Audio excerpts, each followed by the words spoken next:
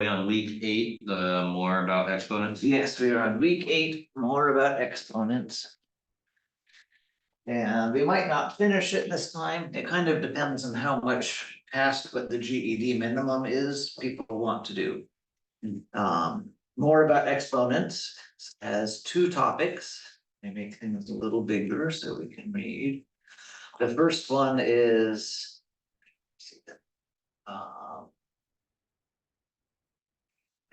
that way. So the first one is scientific notation. And on the GED, you just have to be able to put numbers in scientific notation or take them out of scientific notation and write them normally. You don't actually have to do any math with them. But if you're taking this class to take some credit classes, then you might actually need to add or subtract or do some math with these things. And it kind of misses the point if you're not actually using them for anything. So I'm going to talk about that a little, and we'll see how much we want to go down that direction or not. The other thing we have is square roots, and what are they? And adding, subtracting, multiplying, and dividing them. That's the important thing.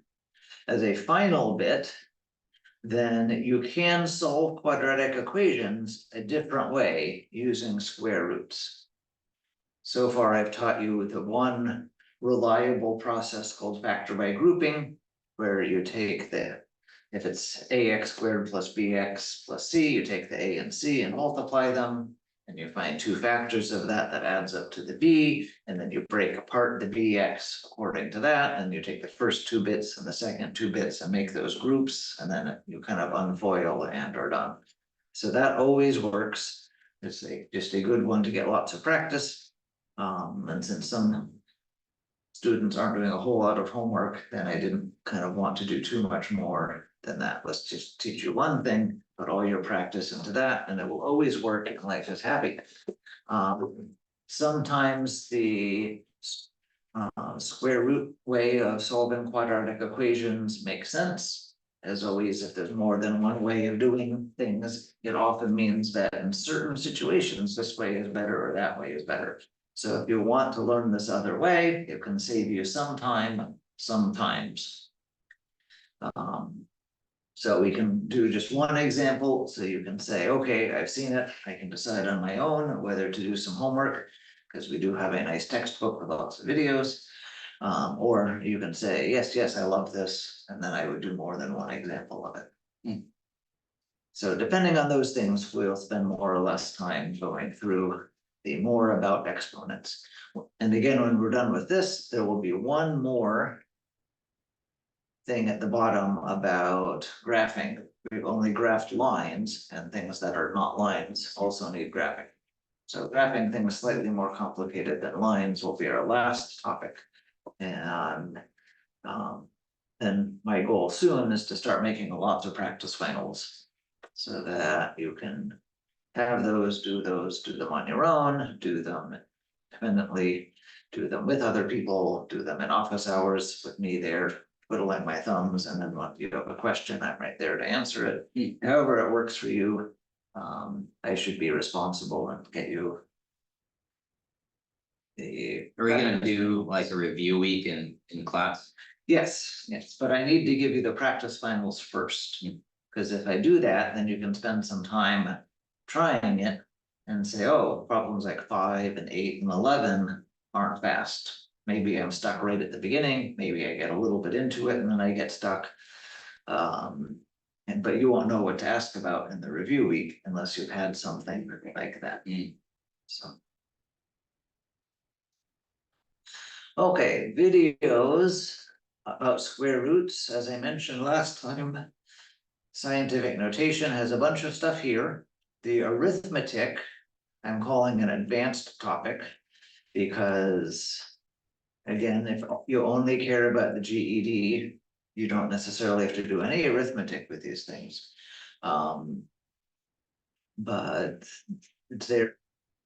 And then for square roots, I'm sorry that these paragraphs are so long. For some reason, by the time they made square root videos, all of these YouTubers stopped making playlists. And so I just have to link video and another video and another video and another like that. So, but I found them, so you don't have to. Okay, our whiteboard is here. The other thing we'll do in the review week is these group work quizzes. They also do what I just mentioned. They tell you what you need to work on or what you don't. And the discussions forums, 3 of them are about studying for tests. So we'll talk about test taking strategies as well. Okay, but our whiteboard is here. Let me share its link. So you don't have to go into Moodle. And we can get started. Any questions about things before we get started on the math itself? No. And I'll put the caveat that I'm not allowed to eat solid food today because I have a medical procedure tomorrow because I'm an old fogey. So if I start getting like all spacey and so on, remind me to drink my tea. But I'm really low on calories, so let's. Did you remember to hit record? Yes, I did remember to hit record. Oh. So, because I have my paper, my very used up Post-it note after 8 weeks that says record. Okay, as a warm up for you, is it, first of all, is this big enough? Should I make it a little bigger? Find the rounding error in this example problem. Someone tried to round 478.3469 to the different place values. And mostly did it right, but once made a mistake. So which one is the mistake?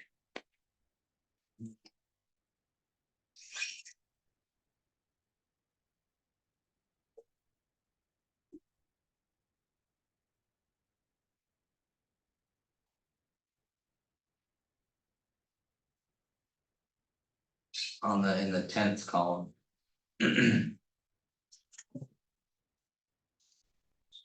So once you get to 478.35, and then it goes to 0.3. Well, it is true that if the original number had a 5 in the, this is tenths, hundredths place, if there was a 5 in the hundredths place, it would make that 3 go up. Right. But So that wasn't what the original number had. Oh, I think the original number only had a 4 there. And you don't round things based on how you rounded them a moment ago. Oh, You round well, them then, based all on right. how they started. Then the then the hundredths would be wrong because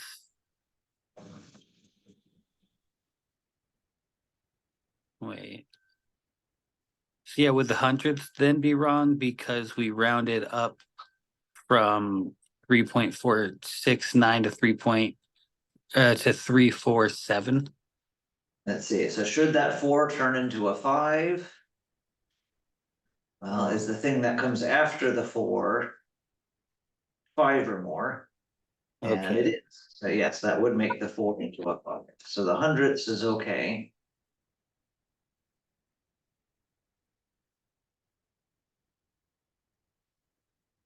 I'll put our link in chat again.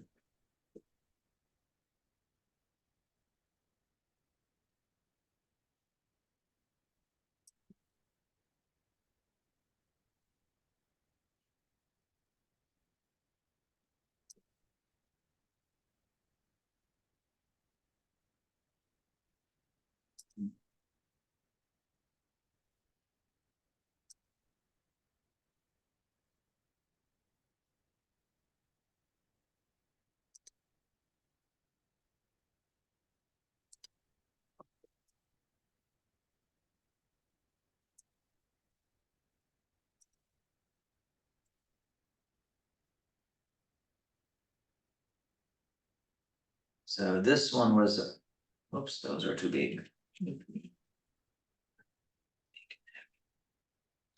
This one was okay. This one was okay. This one was okay. It's one of the ones that doesn't have any decimals.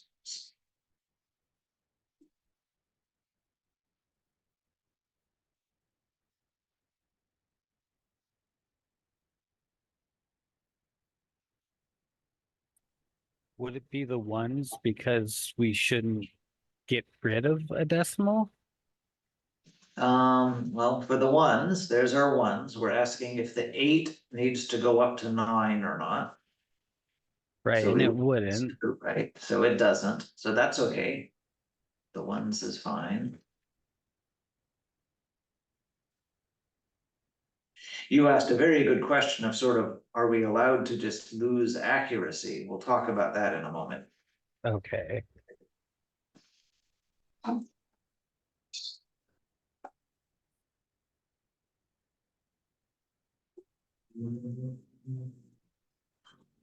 Shot in the dark, would the hundreds be wrong because it goes up by 500? Well, again, let's look at the rules. We start with considering the place value we're rounding to. If we're rounding to the hundreds, we're checking that 4. And is that 4 supposed to go up to a 5? So we look at what's to the right. Is that 7? And it 5? is. So shouldn't it just stay 500 then? So yeah, 500 is okay. So hundreds is okay. That looks slightly small.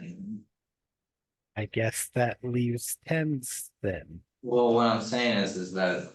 Isn't it supposed to go up to? Since the number next to the 5 is a 0, it wouldn't go any higher than 500, right? Yeah, so the one, Anthony on it, so the one that's wrong is the thousands. So let's do our same process as always. I underline the thousands. There isn't one. Let's pretend there's a 0 there. Does that 0 go up to 1? No, because it's a Think that- 4. Right, it's a 4, so it should round to be 0 instead. See if I can write this legibly today.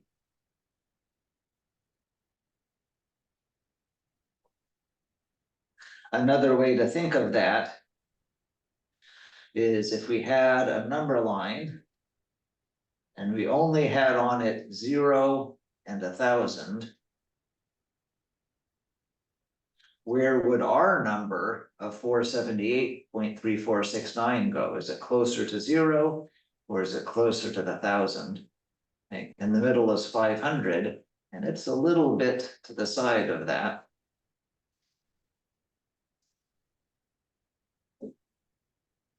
So it's closer.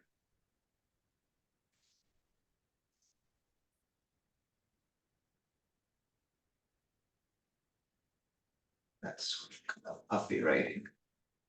Can you read my word closer, or should I make the and smaller? So it's closer to 0 than it is to 1,000. So that's what the rounding means.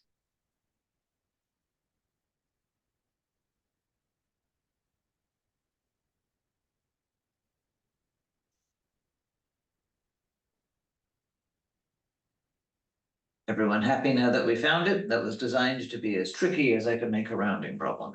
Yeah. As So is, you always act as if there is a physical 0 in the front of a number. if you need one that's there, yeah. Okay.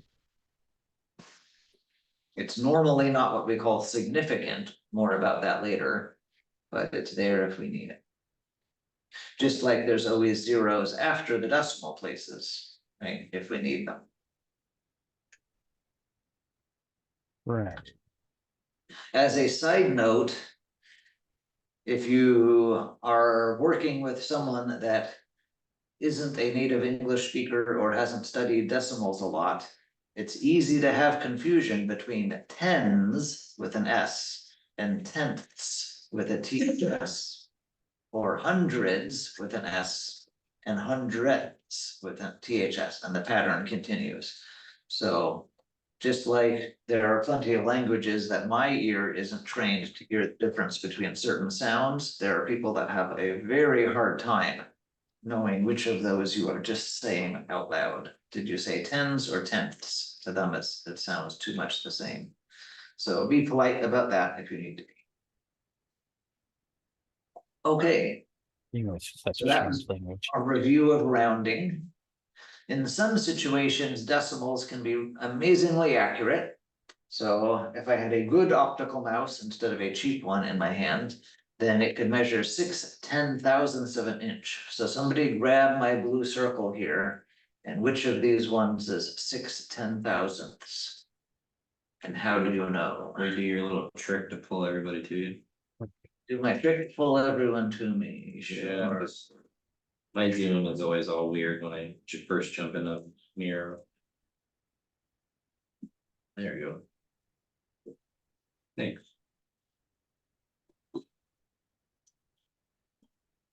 Alright, It would be this fourth one. I can't move the circle. you can't fourth one, okay, Anthony's on it, does he agree it's the fourth one? 6/10,000. Yeah.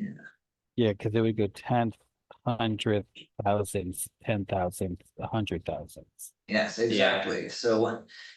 Even no matter how much you do this, it's not one of these math things like factoring that just gets easier if you've done it a lot. You just have to stare at it because it's an eyesight issue, not a math issue. So we have to say tens, tenths, hundredths, thousandths, 10,000ths. Yeah, just kind of say them out that. Okay, so sometimes decimals really are very accurate. Sometimes they're not. And often the reason they're not is because of division. So if I had 40 divided by 7 is 5.714286, that's what the calculator tells me. But that doesn't really mean I know my answer to as much accuracy as I want. To be responsible, I should round the answer to communicate how much accuracy I really know. And that depends on the situation. So case A, we're planning a birthday party for kids. I have 40 pieces of candy and I need 7 party favor bags. How many pieces of candy go in each bag? So how would I round the 5.714286 blah, blah, blah, blah in that case? It's still 40 divided by 7. Everyone see why it's 40 divided by 7? Yeah, You have 7 bags, put all the Yeah, candy. so how much candy do I put in each bag? 6.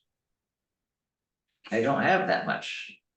I would need 42 candies to have 6 in a bag. you'd put 5 in each bag. I put 5 in each bag. Then And 5 times when 7 you- is 35, and I have 5 candies that I hide from my kids and eat myself, right? Oh, see, that's the route I was going, extra candy. Yeah. Except that, you know, if some of them get 5 and some get 6, they're gonna argue about it. So maybe that birthday boy would get more. There's more than one ways to solve this. But Right. the point is, we're not cutting up candies and having tenths of a candy, Right. especially if they're sticky. Okay, B, a carpenter has, not a carpenter, a pharmacist has a small container whose label tells her it contains 40.0 milligrams of medicine. So that's all the accuracy she knows. We talked a moment ago, Dusty's wonderful segue, that you can put zeros in the beginning and end of a number. Usually they're not significant. If somebody wrote here, this is 40.0 and not just 40, that must mean they measured it to the tenths of a milligram and it was 0. Otherwise, they wouldn't bother to write that. So now So she it's wants. significant. Yeah, so that 0 is significant. Because the problem includes it in what it's giving you, it's assuming that this was measured that carefully. We haven't done any arithmetic yet to get fake accuracy from too many decimals points. So that must be a weekly amount because she wants to divide it into 7 doses. So how many milligrams will be in each dose? This one, it seems reasonable. 5.714286. 6, you want to put as many as you can.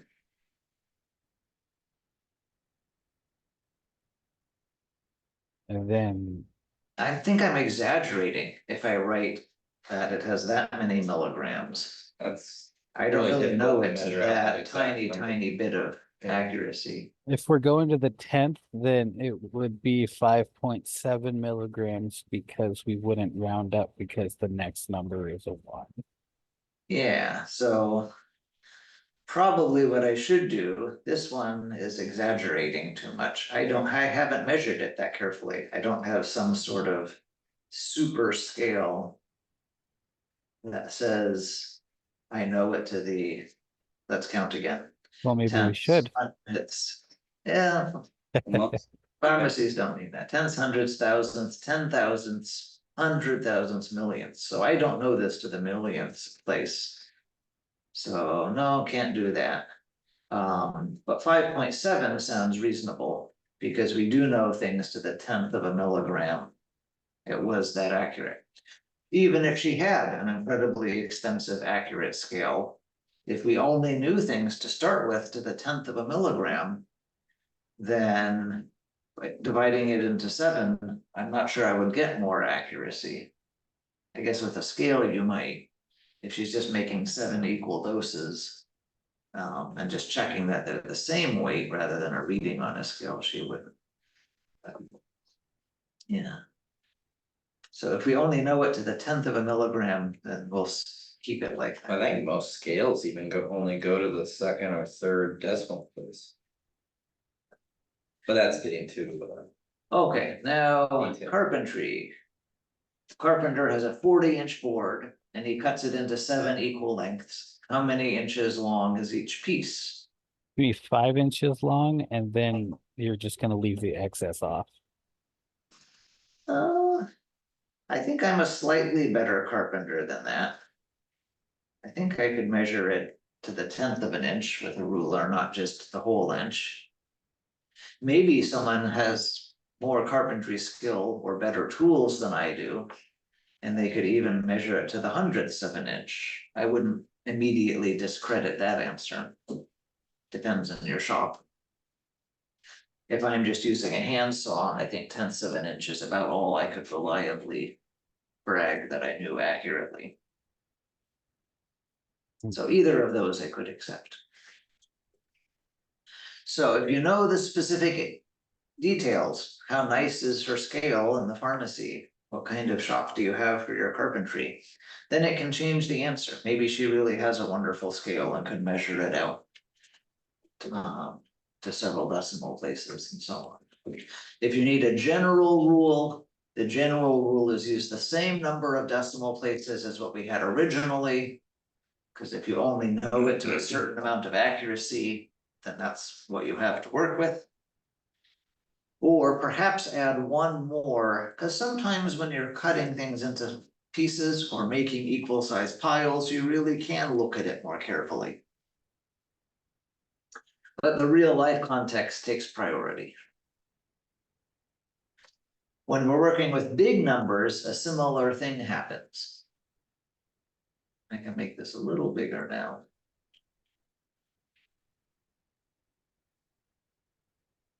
There we go. So the Voyager space probe travels at about 56,000 feet per second. And that's all that we know, because it actually changes speed now and then as it moves around. The actual speed might be 56,490, and we had rounded down to get that 5,600 when I looked it up online. Or maybe the actual speed is 55,980. It was a little slower and it rounded up to give me that number. But we only have confidence in 2 digits that aren't 0. So these 2 digits here, the 5 and 6, those are telling me someone has measured this with 2 digits of accuracy. If they could have measured it with more and put like an 8 here, they would have done that. But they didn't. So that's all I get. Are you with me so far? Yeah. So I need to respect that. And when I use this number in a problem, keep 2 digits of accuracy, because more than that, I'm probably exaggerating. So let's review what's called a unit analysis and change this into miles per hour. I'm much better at thinking about speeds in miles per hour than I am feet per second. And at the end, we'll remember to round appropriately. But we would have to convert it from miles per hour to feet per second. Yeah, so I'm gonna use this process called unit analysis. You can nickname it in your brain canceling words if you want. It's something that you certainly should have seen in the weeks before taking your GED test. So normally you don't have to spend as much time with a lengthy problem as we will. But if I do this one, then it's good review. It's not a waste of time, even though it's slightly off topic. So to do unit analysis, your first step, actually, let me pause the video and grab. Okay, list of steps. Our first step is to write what we have as a fraction. If it's not a fraction, we can put it over 1. In this case, it almost is a fraction. We have 56,000. 5 looks terrible.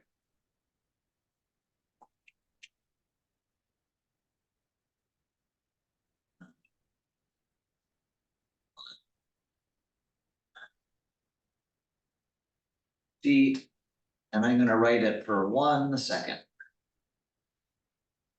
Fraction bar means per, if you want a mental trick there, feet per second. The next step is to make a plan.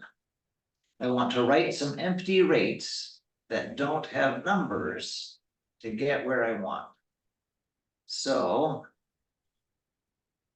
I'm going to say I want to get out of feet and into miles. Do I know how many feet are in a mile?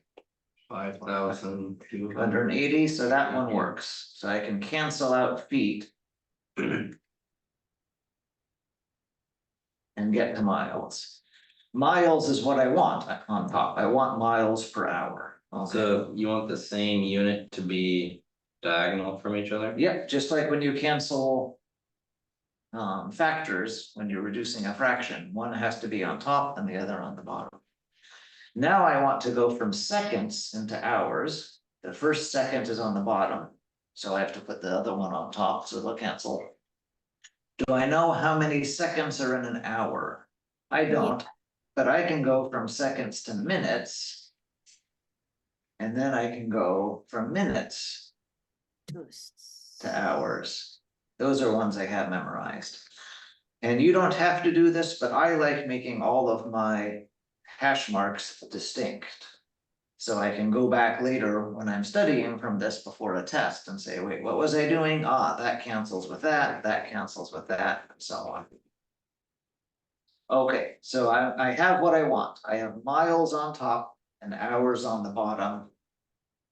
That will get me what I want. All the other words will cancel out, just as if they were numbers that canceled out, even though they're words. Everyone okay with that step? So you don't have to write what those are? I do, but I save that for a third step down here. Well, Because sometimes I need to make adjustments. Oh. And I don't want to have to erase too much, so I'm just making sure as the second step that my plan is a good plan before I sort of commit that much pencil time to it. Oh. But then, yes, of course, I can't do any math without numbers, so 1 mile is 5,280 feet. 60 seconds make a minute.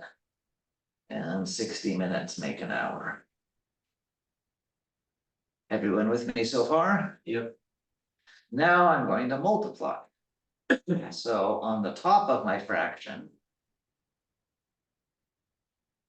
what do I have? I have 56,000 times 60 times another 60, and the only word that was left on top was miles. And on the bottom, the only number I have is 5,280. I could write some times ones if I want, but I tend to leave those out. If you like them, you can put them in, they don't hurt. The only word left was hours.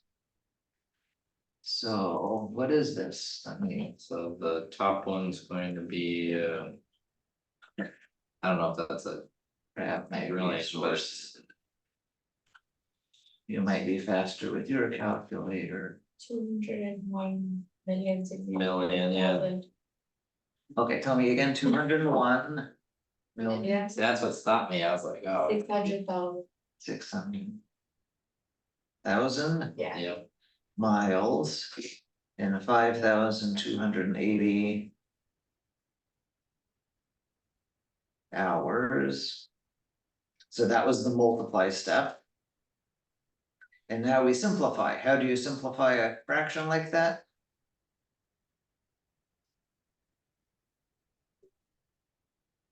You go treat the fraction bar like division, top divided by bottom.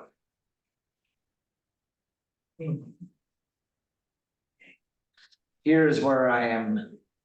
I'll write this as 2 extra steps because we're talking about rounding as our topic.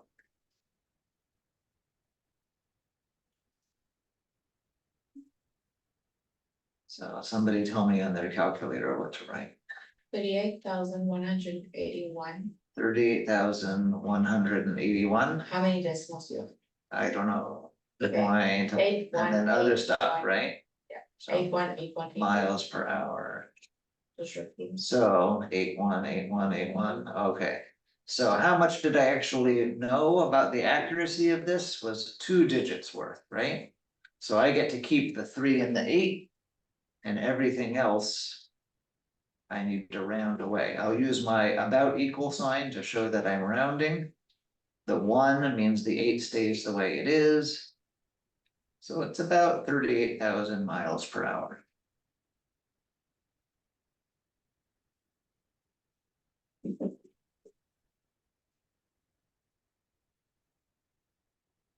now, as far as that process goes, Mhm. was it necessary to factor out like the feet and the feet, and second, the minute? If I had memorized how many seconds are in an hour, I could have done that as my third. That just saves you an extra column. It just saves me a little bit, right? But you. But the still- calculator does all the work. so Yeah, you that's not- still end up multiplying all of them across top, bottom. Then Yeah. dividing. Yeah, the process is all the same. This is a process like the factoring process that if you just practice it a lot, it is very reliable. You really can't go wrong. The only thing that you have a temptation to do wrong is in the very beginning. Sometimes people write this fraction upside down. In this case, it was pretty obvious feet per second, but in some word problems, it's a little more confusing. Which numbers go on top or bottom in your very starting thing that you're writing. But you'll notice that, that's one reason that my second step is to write the empty rates without the numbers. Because if you can't get it to what you want, but you get it to the upside down version of what you want, like if we had hours end up on top and miles end up on bottom. Then we'd know, oh, we need to go back, erase what we wrote in the first step and flip it. That was gonna be like what my question is, is that how you determined what was the denominator and In this case, it's because the Because- fraction bar is like the word per. So when it was 56,000 feet per second, I'm just reading that off. Feet, fraction bar is per, and then second underneath. right, I just mean like when you got your 201 million over 5280, you have miles over hours where it was 5280 feet. And so Yep, because the feet went away. The that's only- because you factored out, okay, Yeah. so that was where I was trying to find the Factor is the influence. word I used, but miles an hour were the only things I had left, so that's what went there.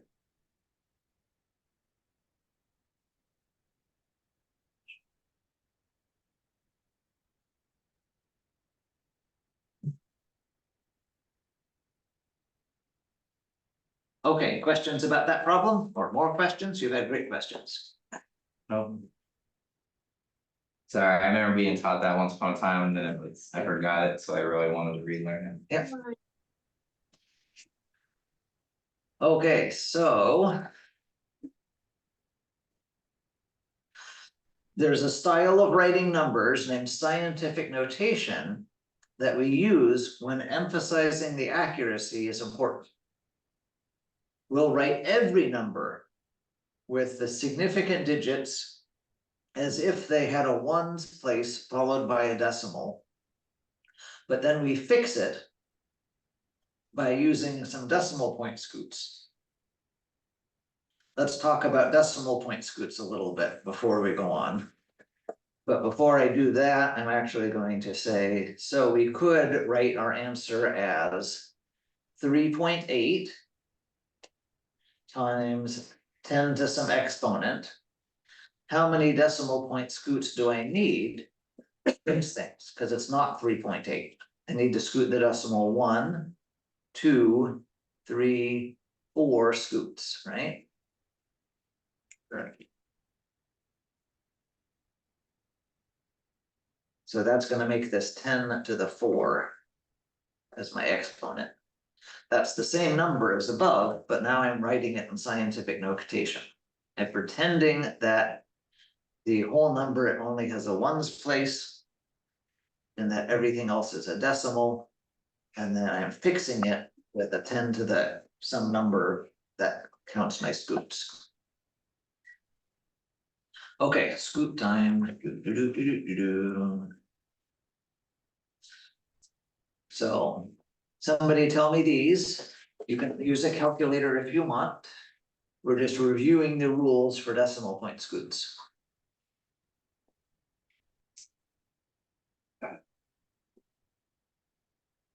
What does times 10 do?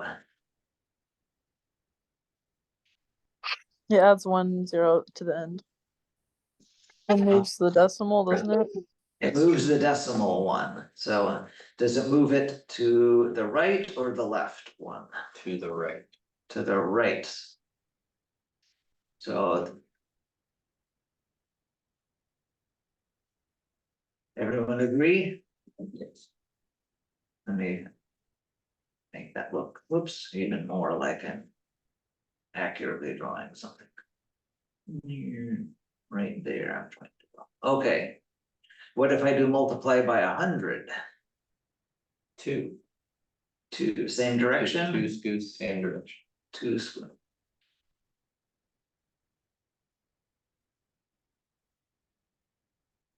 And what would times 1,000 be? 3 scoots in the same direction. 1, 2, 3.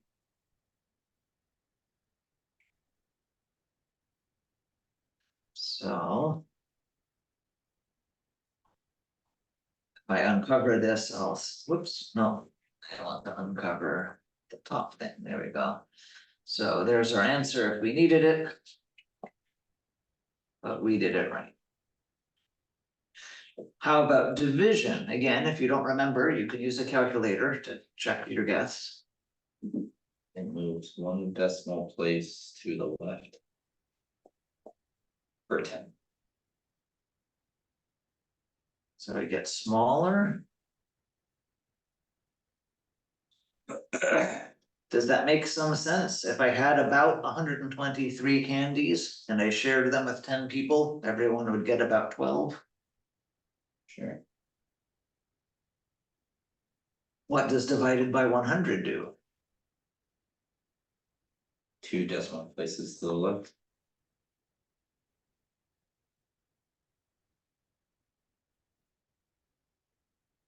Okay, and divided by 1,000? 3 decimal places to the left. Oh. Now nobody gets none, or they get crumbs. Yes, you only get powders. This is how they invented pixie sticks instead of candies. Okay. So, does all this ring a bell? Have you done this recently enough in life that you're not just trusting Anthony? Sorry, I'll stop. Yeah. No. I Okay, remember this. here's the tricky one. A lot of people haven't seen it before or haven't seen it in many, many years. And my weird, almost solid boxes are much more readable on the D10. That's kind of strange.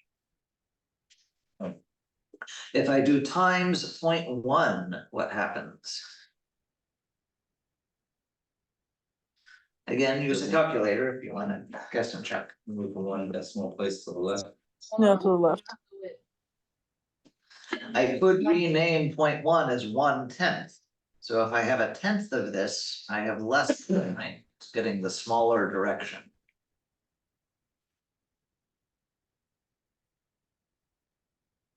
How about times 0.01?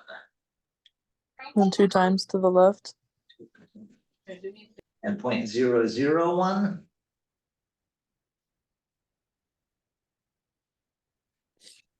3 times to the left. Okay, now I need to talk about memory tricks. If you're using the whole numbers above, then, whoops. The memory trick most people are taught is to count how many zeros you had. And that's how many scoots you have. Has anyone been taught that trick? Yes. Yes, that's how I remember it. Okay, it's a good trick, it works. Now, something weird happens.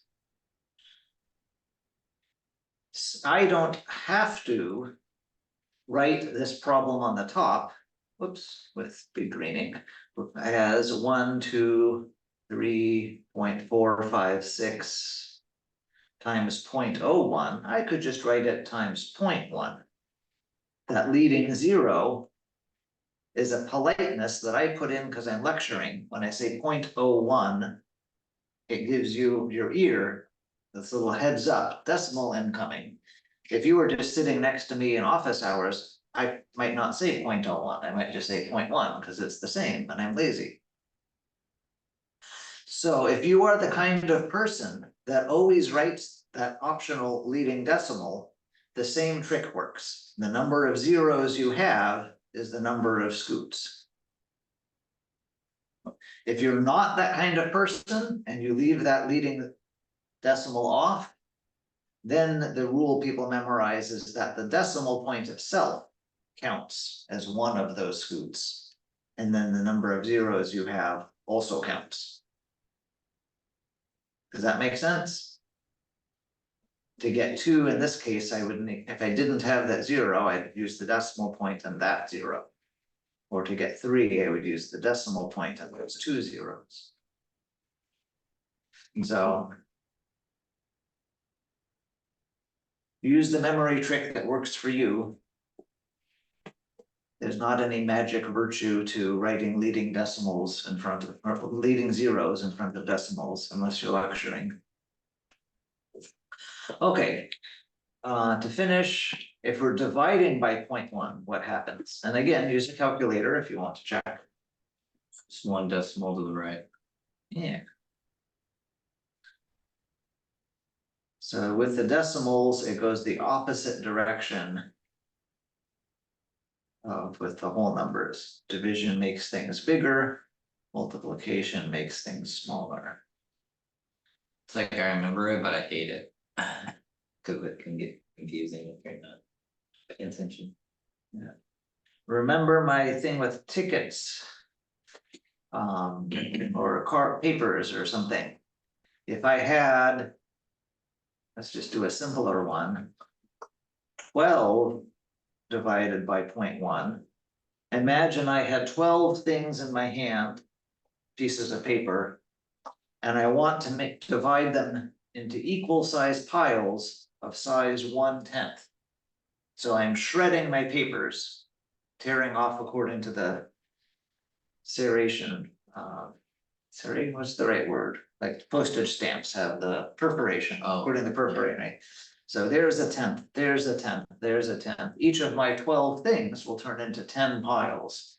So I will have 120 piles in front of me when I'm done. I guess I could have said I had 12 sheets, each of which had 10 postage stamps. So I'm making them into piles of 1/10 of a sheet of 1 postage stamp, and there's 120 by the time I finish separating them. So you can kind of think about division by a decimal makes things bigger. You can see that happening. If I went upstairs, I could get some papers and start shredding them in front of you and acting it out. Okay, I don't think we need to spend more class time on this because you're Math E students, but if you wanted to at home, you could do more of these. And talk about them next time. Okay. So we are here.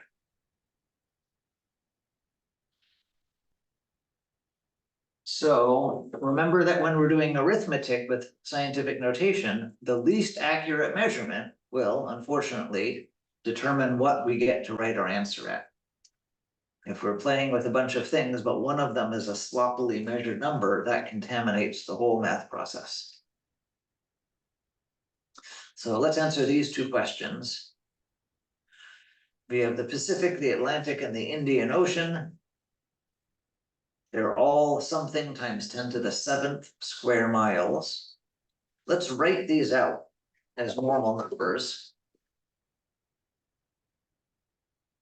So for the Pacific, we have 6 and 4. And if I scoot the decimal point 7 times, where do I get? Can you see it if I write with that faint thing? No, not at all. Okay. So 1, 2, 3, 4, 5, 6, 7 scoots.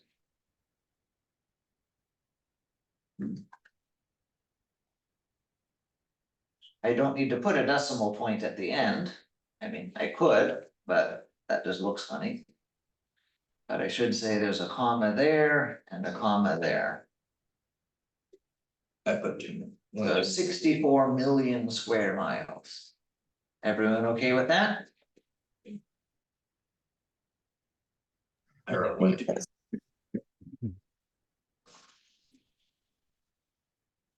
How about the Atlantic? Then we have 3.16. We're again going to scoot it 7 times. 1, 2, 3, 4, 5, 6, 7. Not quite as nice artwork that time. So 1, 2, 3, 4, 5 that I need because 2 of them sort of had something living in them already. 31 million. And there we go, 31 million. So 64 million and 31 million are about the same order of magnitude, right? They both are 10 to the 7th things. Indian Ocean, 2.84. 1, oops, make it gray. 1, 2, 3, 4, 5, 6, 7.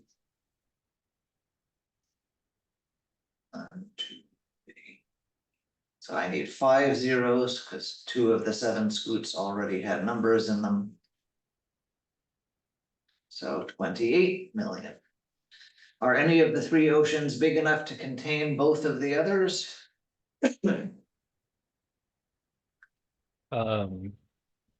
The Pacific. Yeah, the Pacific is. How many times bigger is the Pacific than the Atlantic? What kind of math do they want here? Are we doing plus, minus, times, or divide? Depending on how you do it, you could do divide or times. Usually if we, for the how many times bigger, it's a division problem, is the way most people are taught, so I'm gonna do that way. So Pacific compared to Atlantic, it's 6.4 divided by 3.16. And all of that, we're going to put a times 10 to the 7 at the end. We don't need to worry about the times 10 to the 7 yet. It's very similar thinking to when you have something like 30 times 50 is 150. I'm sorry, 1,500. I can talk. We just know to keep both of those zeros kind of floating in space until we're done with the 3 times 5. So it's a similar thing, the 10 to the 7th, we just keep out there. So 6.4 divided by 3.16. I'm getting 2.02.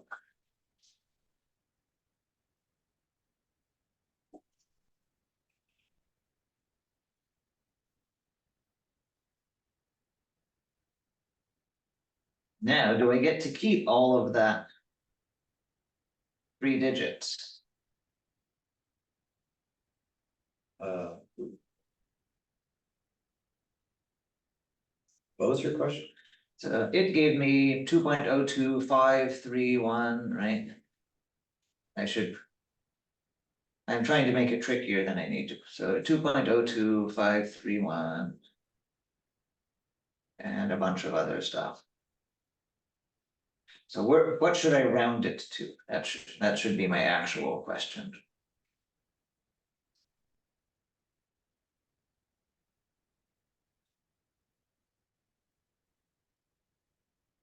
This one had 2 digits, this one had 3. Which one do I get to say my answer is? The 2.02. Sadly, only the 2.0. I only get 2 significant digits because one of my things I worked with was only measured with that much accuracy.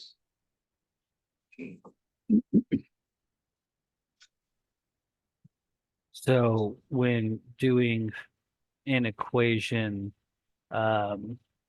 you would then use the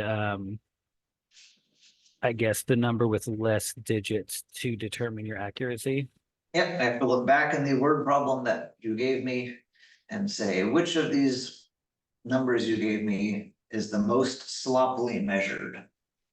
And that Okay. limits the measurement of my answer.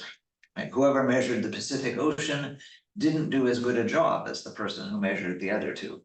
They only had 2 digits of accuracy. So my answer, unfortunately, is limited in the same way. Okay, just a tangent. I'm not wanting to spend more class time on it, but if you are measuring with a changing measurement units with a conversion, then that can be very accurate because the measurement unit conversions you might know very nicely. And the pieces that you're breaking them into might be smaller. And so you really can count that many tiny things. So if the carpenter has a board 40.5 inches long, how many millimeters is it? Well, we could do 40.5. Each of those inches is 25.4 millimeters.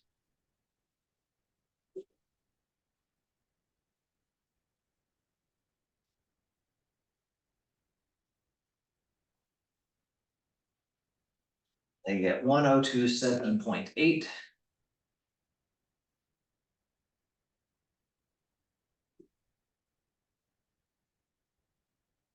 So how should we round that?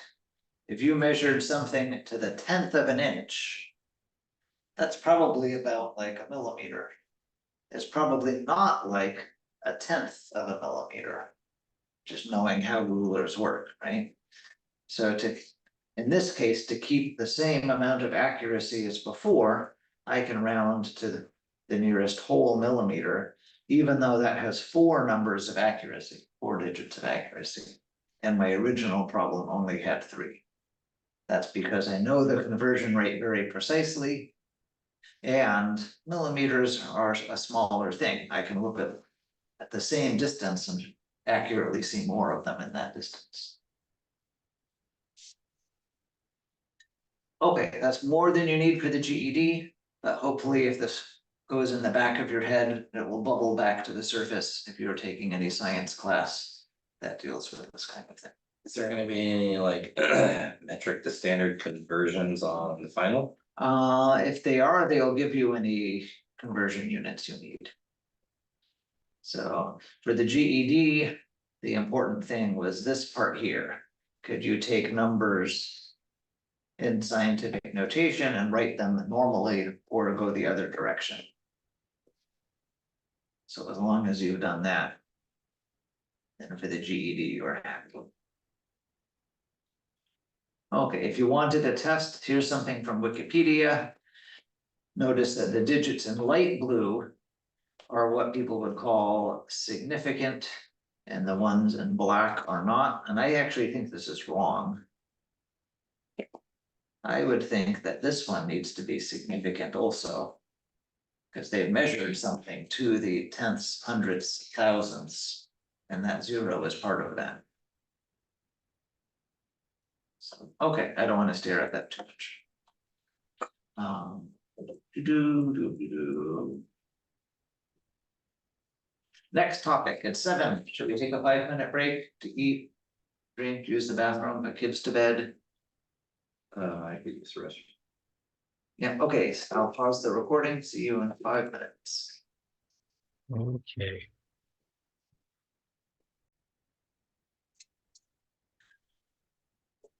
We've talked about squares and square roots before. Have we used these same pictures you're now looking at on the board, or are they new to us? I think they're new to us. I want to do a quick review of this, even if this is like math B stuff, just for the sake of flow. So forgive me if I go fast, but I want to respect how brains work, but not waste your time. So here's a square, it's a foot on a side, maybe it's like a piece of tile in my kitchen or something. And the area is length times width. And there was a choice that people made. If we want to multiply 1 foot times 1 foot, as we sort of saw with the unit analysis in the first part of class, the words stick around. I could call this 1 times 1 is 1 and say it's a foot. But that sounds stupid. So instead they call it a square foot. It's a square, a foot on the side. That's why sometimes you'll see this written as 1 foot squared. That's not just a linguistic thing of square foot being clever with the exponent meaning squared. It really is that I had a foot times a foot. And I have 2 copies of that measurement unit being multiplied together. Everyone okay with that little bit of linguistic philosophy? Now, if I change the sides from feet to inches, now I have 12 inches times 12 inches, 144 square inches. First of all, remember that we're not just having the answer be 12.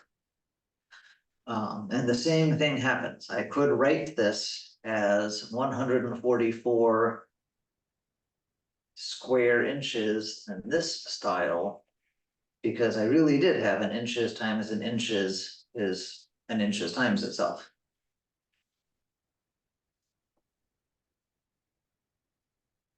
There's my gray, brown, whatever they are boxes. These are square inches, and if you counted all of them, there would be 144 of them in that thing.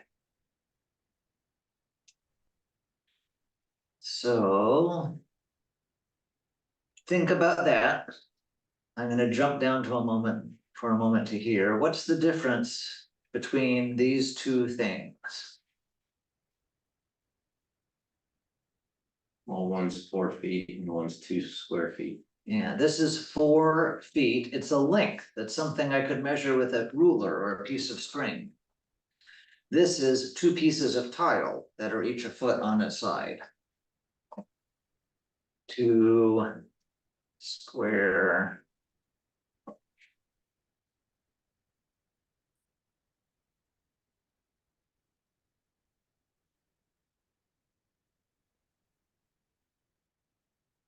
So they're completely different things. One is a length, a 2-dimensional distance you measure with a ruler or string or something. And the other is 2 squares that you're placing on the ground. So now we've thought about squares. So I can move on to what we really want to talk about, which is square roots, and I'll slow down. The square root of a number is the amount that when we multiply it by itself gets to that number. So the square root of 25 is 5, because 5 is what you multiply by itself to get to the 25 that we started with. And we often have this symbol, which maybe today we will copy and paste if we need more of them. So here we go. Here's a picture that says this box has 25 squares. But 5 times 5 is 25. So the square root of 25 is 5. 5 is the edge of the box, 25 is the area of the box.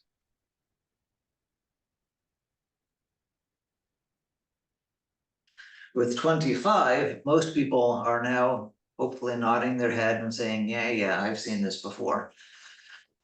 Don't forget Mostly. what the square root symbol means, just because it's a symbol. So maybe we should rename it, is what number times itself. Then instead of saying square root 144, we could say 144 is what number times itself. That might make it more obvious that now the answer is 12.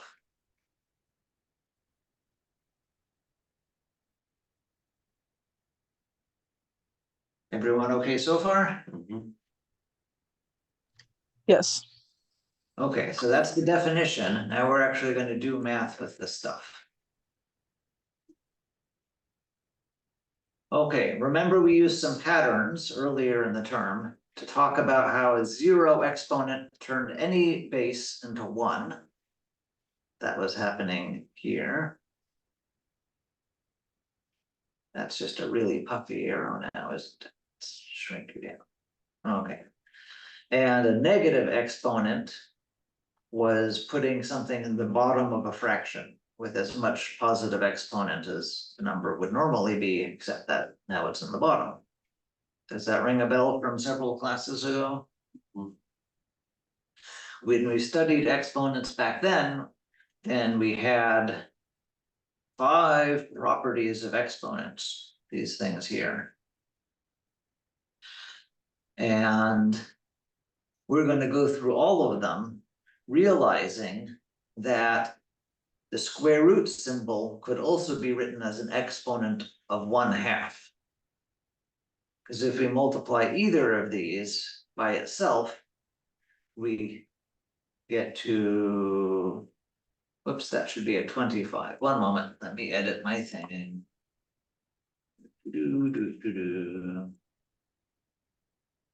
Ah, oh, come on. Next.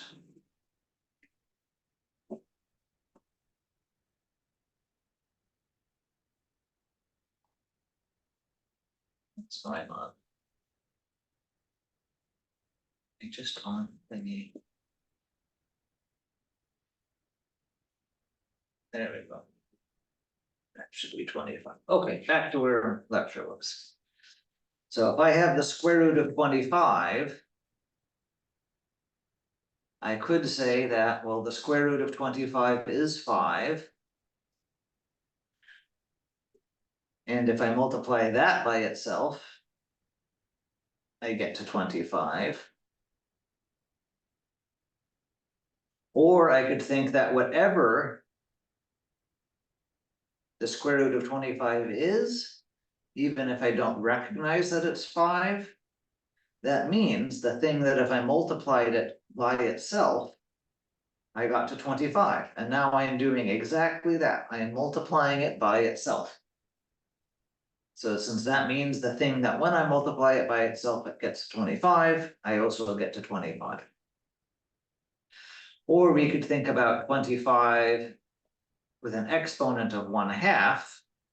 And if I multiply that, remember my rules for exponents? If I had 2 cubed, no, let me make that more narrow.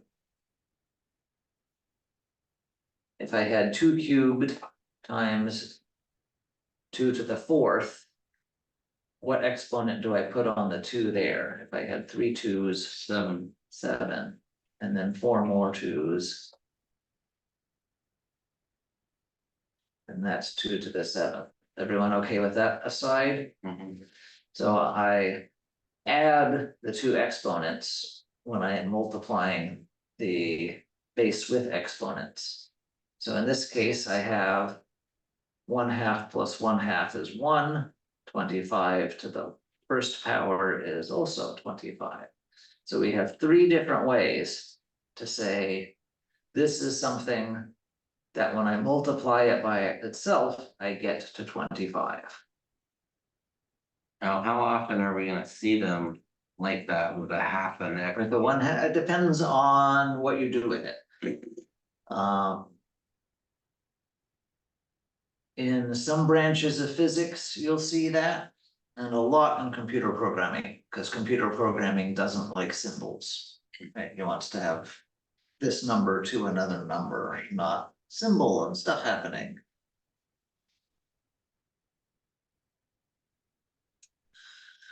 Oh, okay. What we're really caring about though is since it can be an exponent, we don't have to figure anything out now. We know that these 5 properties from exponents are going to work. So we just have to get used to what it looks like, perhaps with the other notation. Oh, I want a little more. Okay, let's see if I can fit this on the board. So the first one is the thing we just did. When you multiply the same base with 2 different exponents, then we end up adding the exponents. So I'm actually going to just grab this stuff over here. And make a copy of it over here.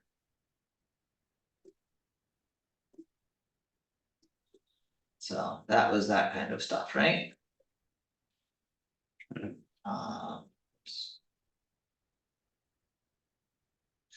We're going to do the similar thing with square roots. If I have, first let's write a specific case. Should I keep using 25? Because that's in our brain now? Sure. So if I have the square root of 25 times the square root of 25, we saw that was 25.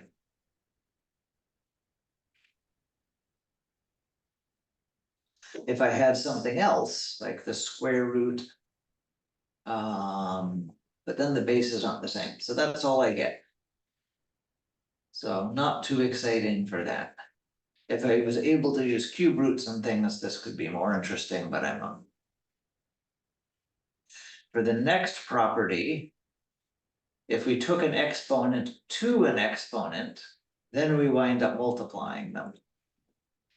So this one was if I had 2 cubed and I raised it to the 4th power, that meant I had 3 2's multiplied by each other, that's the 2 cubed.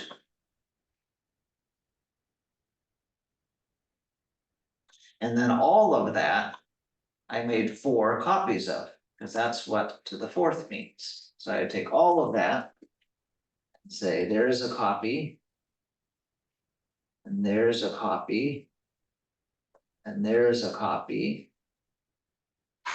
I should be good and put some multiplication dots in between also. So how many 2's are there now?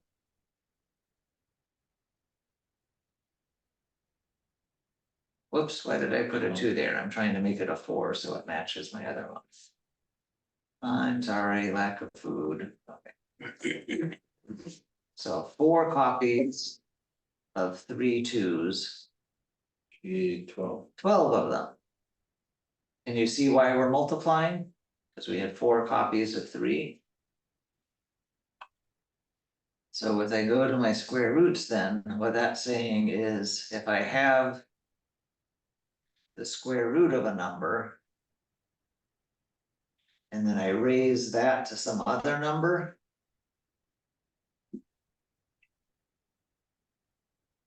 then we're going to wind up multiplying them.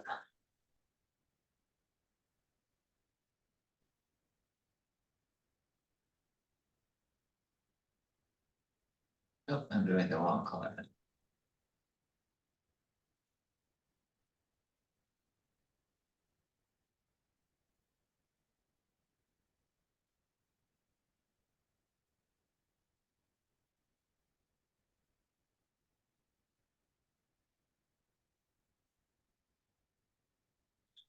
And we can see how that works, that we have, here's 4 square roots, all being multiplied together, square root of 2 times square root of 2 times square root of 2 times square root of 2. Everyone okay where that's what that is? Then these are the things that when you multiply by itself, you get 2. And I just multiplied by itself, so I got 2. And the same thing again, when I multiply that by itself, I get 2, because that's what square root means.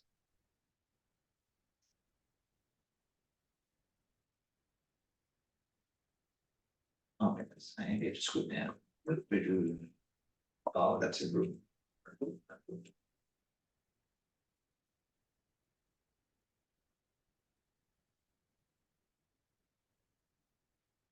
Okay, now the more interesting one. If I have two numbers and they both are together with an exponent on both of them. So now we have 2 times 3, all of that to the 4th. I'm allowed to do some rearranging. So that would be 2 times 3. And then like before, I'm gonna copy and paste that 4 times. Holler if this isn't making sense. 1, 2, 3, 4. But when I multiply a long string of things, I can reorder it and it doesn't matter. Right? 2 times 3, 3 times 2, they're both 6. So I could put all the 2's first, all 4 of them. And then put all of the 3's next, all 4 of them. And that turns into 2 to the 4th times 3 to the 4th. Okay, so far? Yep. So it's almost like distributing. But for a very different reason. I can take this 4 and put it separately on the 2 and the 3. Okay, now with square roots, this gets very useful. So the square root version is if I have the square root of 2 times 3, I can break those apart. Square root of 2 times square root of 3.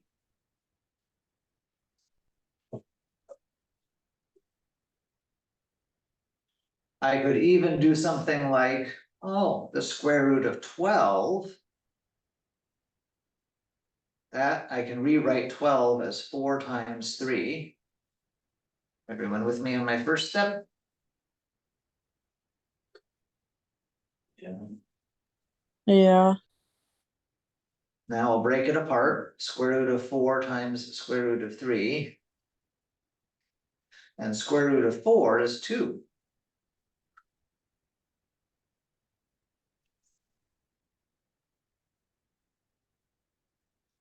Here's my bad news. So whoever made the annoying rule that fraction answers don't count as done until you reduce them. Somebody else, I think somebody else, maybe it's the same anonymous person we all don't like, made a rule that square root answers don't count as done unless any whole numbers you can pull out front like this, you've done that.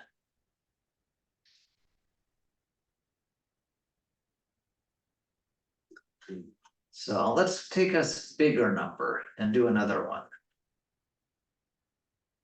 So how about like square root of 720? A good way to start on these is to make a factor tree. 72 of 720 is 72 times 10. 72 is what? 9 times 8. 9 is 3 and 3. 8 is 3 2s. 10 is a 2 and a 5.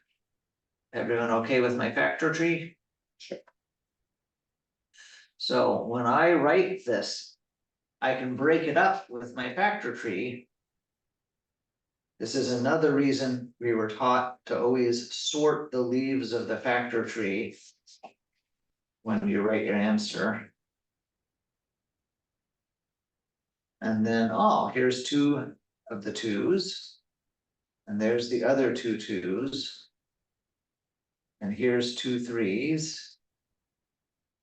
And there's the square root of 5. So what's the square root of 2 times 2? What thing when multiplied by itself is 2 times 2? Well, 2 when you multiply it by itself is 2 multiplied by itself. This is almost just language and not math at that point. So for the sake of whatever, it, like my calculator, for example, says the square root of 2 is like 1.4142. Why does it give you a decimal? Why does it give you a decimal? Yeah. Ah, okay, good question. So let's go back to our squares. And move these down out of the way. Okay. So I have a square.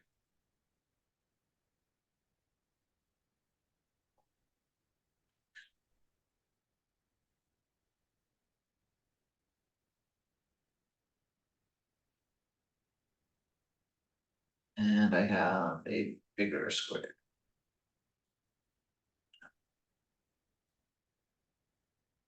Okay. So if this square had area 4, we would know that its sides are each 2. Does that make sense? Yeah. And this square here, the smaller one, its area is 1, right? 1, 2, 3, 4. So its sides are 1. Because 1 times 1 is 1. I need to take this square and make it have area 2. So I'm just gonna kind of eyeball it, because it's hard to do precisely. Does that look like it's about twice as big as that? Our eyes aren't very good at this type of thing. So something like that, that one might have area 2. Imagine if you had 2 trays of sand and you're pouring them into this, it would fill it, or something like that. You don't have to agree that my artwork is accurate. So this one is area 2. Now there's some number that I could put the same number on the sides and it would multiply to 2.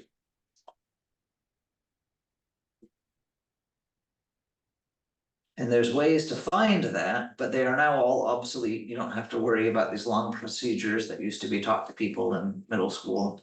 Because the calculator just tells you it's about 1.14, 1 point, whatever it is.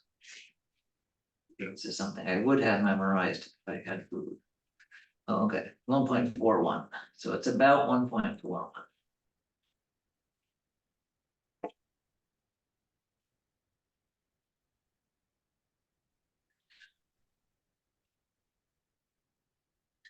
Okay.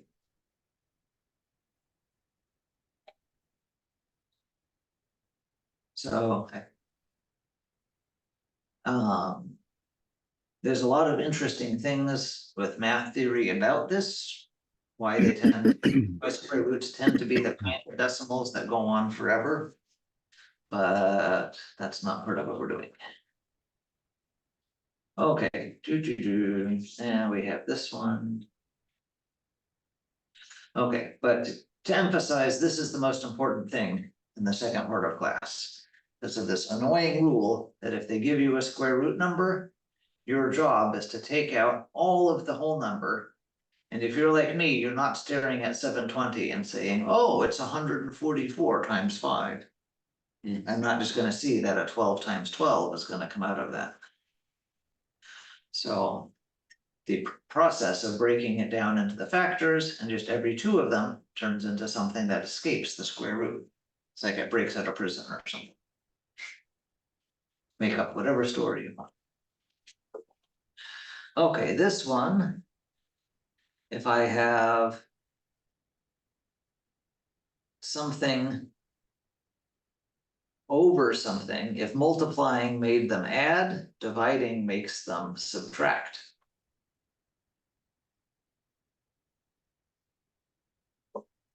Oh, I should have done that. I can make it blue. I'm forgetting this is. Mural, not just. Okay. Why did it do that? Well, here we have 5 2s. And there I have 3 2s. And watch the subtraction happening. There goes 1, there goes 2, there goes 3.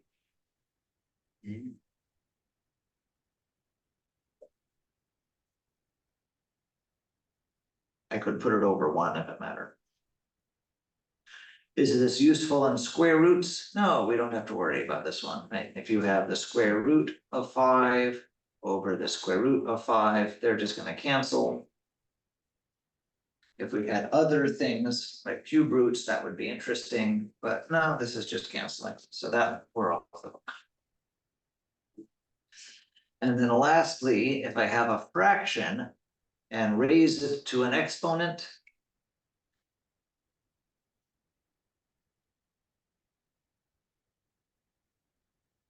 Then each side. Top and, or I shouldn't say top, each top or bottom part, numerator, denominator. Gets that exponent itself, and you can see that happening.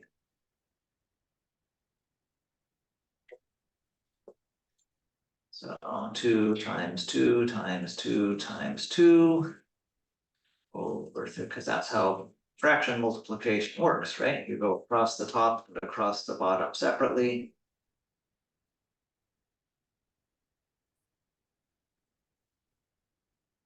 And now we get to do that with the square roots also. If I have 16, whoops, pencil. 16 25ths. And take the square root of all of that. I can take the square root of the top and the square root of the bottom separately. And say that's 4/5. That's another kind of thing the test likes to give you. A little bit of a process with that one.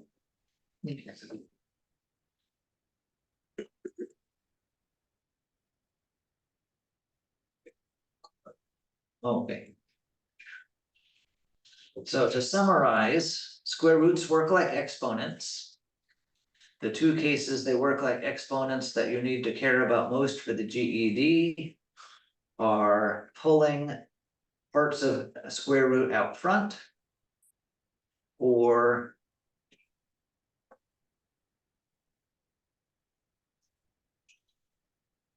taking a square root of a fraction and doing the square root of the numerator and denominator separately.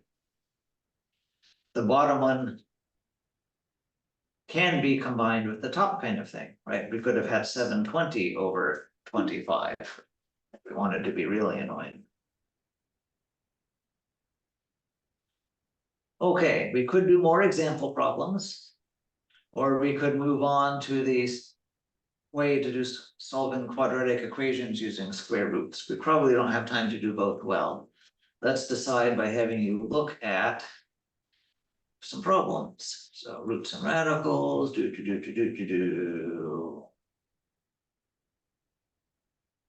properties we just did. So there they are again. Why don't I put that on the whiteboard for us?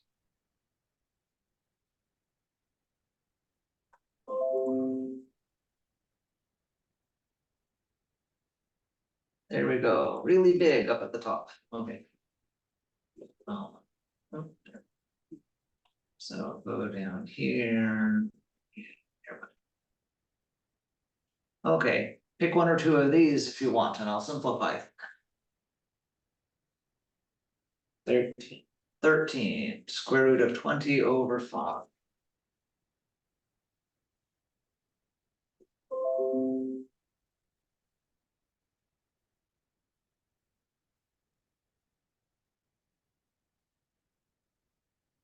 You're starting me off with an easy one.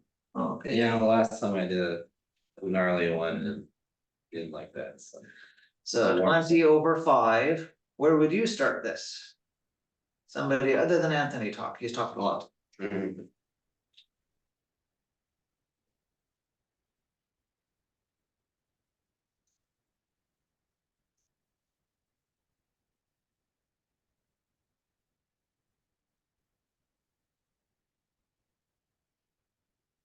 What's 20/5? 4. 4. And what's the square root of 4? Two. 2. Ta-da, that's all there is. Is it true this is square root of 20 over square root of 5? It is, but that's a distraction in this case. Okay, another one. 26. 26. I will grab that and then scoot down a little to see if there's. But I think I should go on to the next section to get more examples.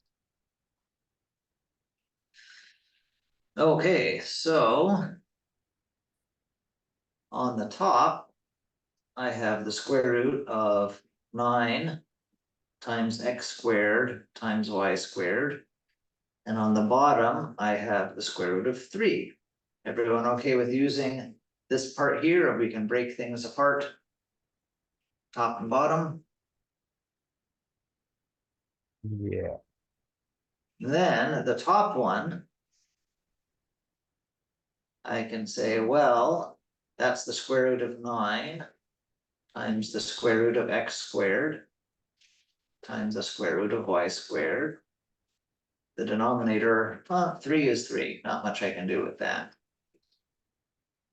Okay, what's the square root of 3? Sorry, square root of 9? 3. 3.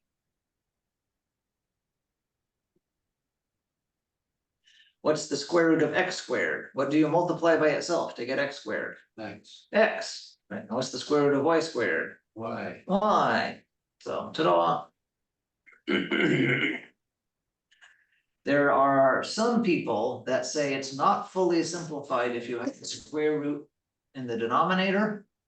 And they would want you to do an extra step, but I'm not gonna do that here. For now, this is good enough. Okay, what about if we were actually doing arithmetic with these things?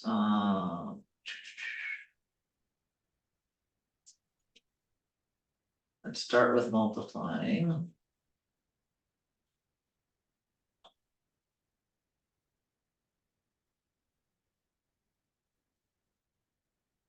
Okay, these look scary. Somebody pick one of these. 41. 41. That's the one I was gonna say. Watch.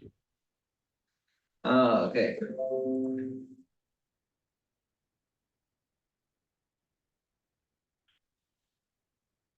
So I'm going to FOIL. Because I have two binomials multiplied by each other.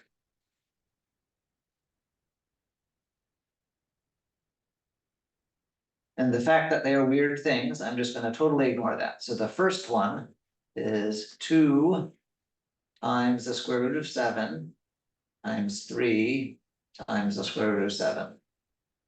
Everyone okay with my F for FOIL? Sure. Yes. Outside is, oops, not a plus, minus 4 times 2 times square root of 7. Everyone okay with my outsides?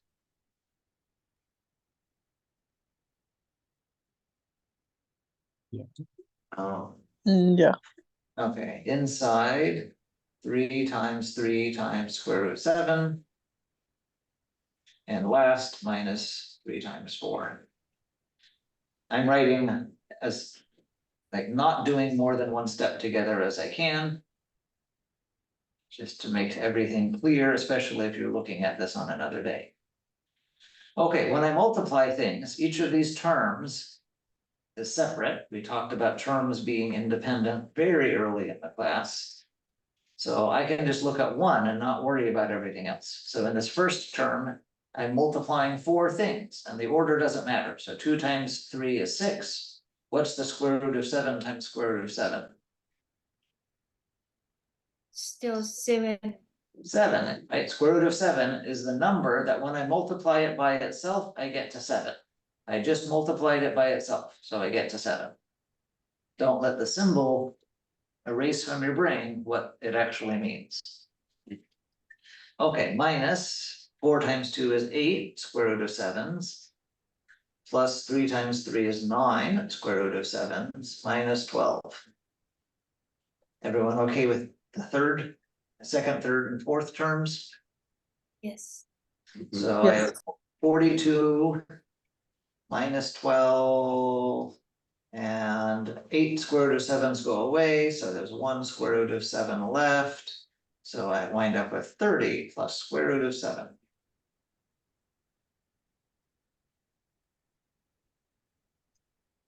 Okay, are they gonna let me get one that actually uses more properties at once? Da-dum, da-dum, da-dum, da-dum. 33. I'm gonna get 16.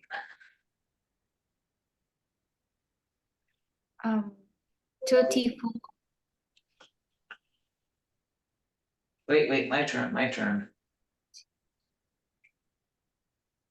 Okay, oops. Okay, so I need to distribute my square root of 7 to the other two things.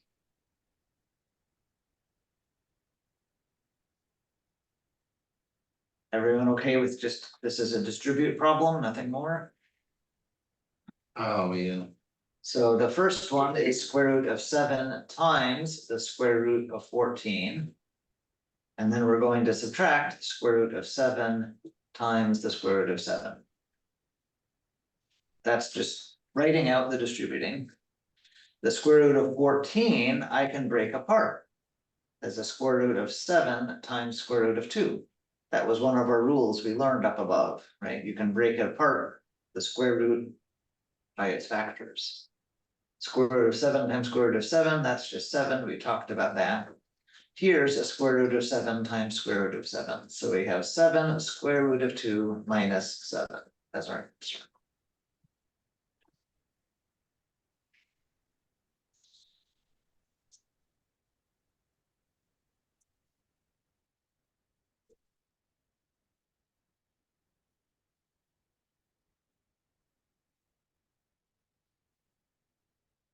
Okay, which one? 34. 34, okay.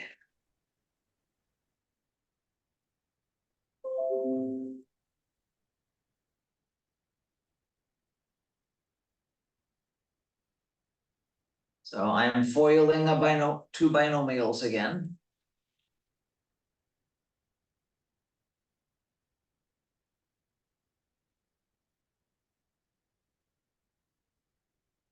So my first thing is square root of 5 times square root of 3, both positive.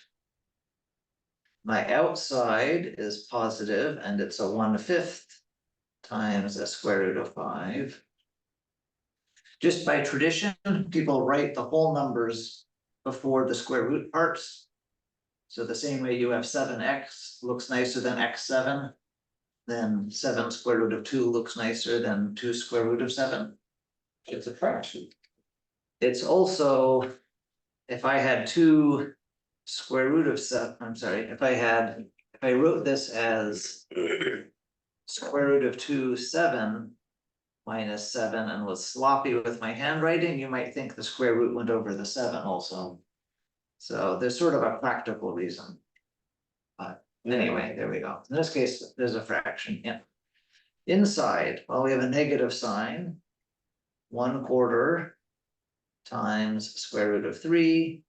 And last, minus times positive is minus. 1/4 and 1/5 is 1/20. Everyone okay with that?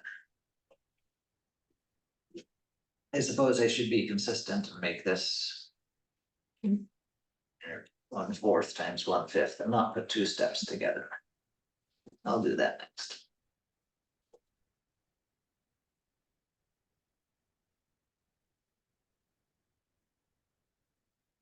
Okay, so these are all different terms.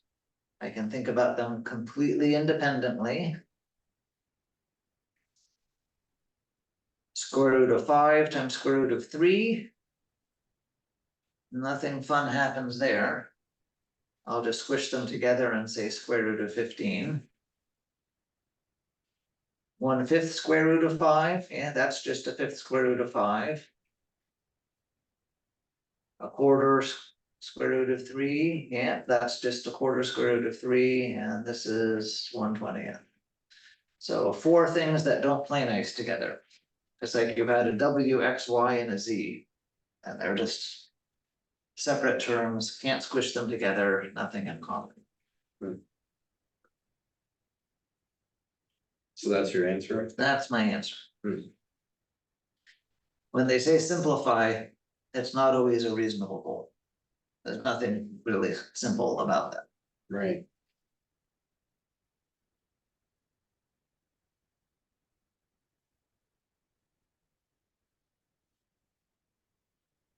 Okay, so ta-da.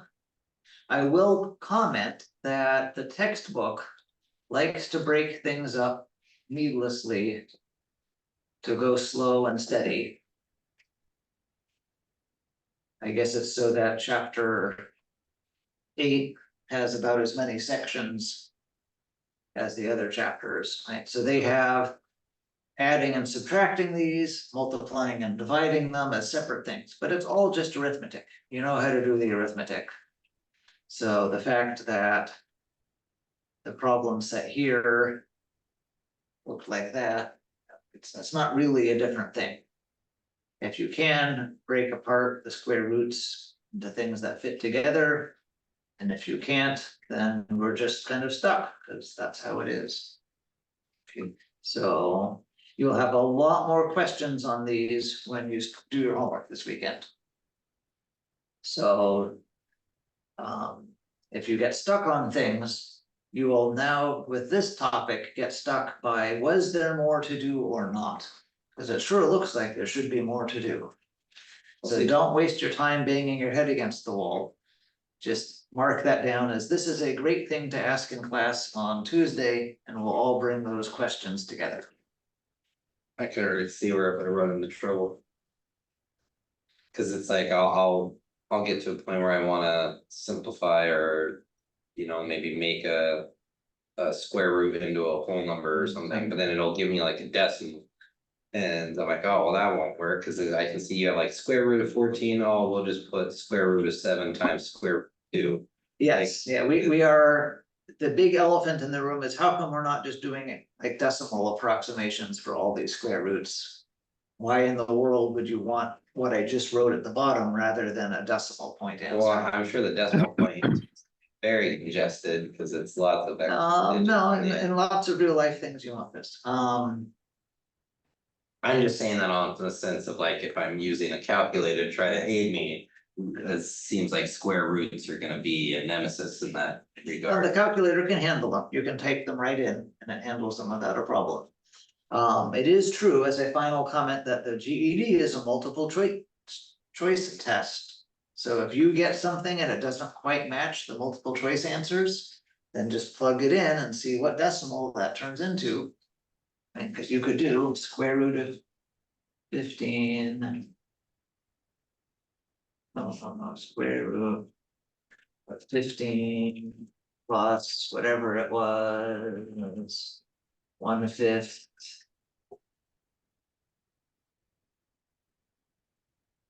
Square root of 5.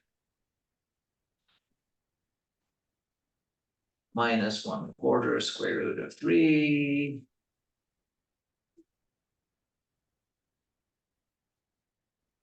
Minus 1/20th, right? And see which of their multiple choice answers is about 3.83, and that's the one you circle. So that can be a strategy on a multiple choice test. Gotcha. But you have to simplify it to that point. No. I could take this thing they gave me and just plug it right in the calculator, Oh, but I was, right? Parentheses. It's not gonna work on our final, because it's not multiple choice. But I could just put whatever we had to start with, square root of 5 minus 1/4. You can make it multiple choice. No, I get in trouble if I don't follow the. Square root of 5 minus 1/4. Times. Square root of 3 plus 1/5. And we're all the same thing, right? Yes. So, calculator is powerful, you can use them in the choice tests. Okay, we were over time. If you ran away, that was fine. If you stuck around, hope it was worth it. Do lots of homework, but don't. Bang your head against the wall. If you think you might be done, we'll check on Tuesday if you're done with these kinds of problems. Any other questions? I'll stop the recording. Thank you for Thank today. you.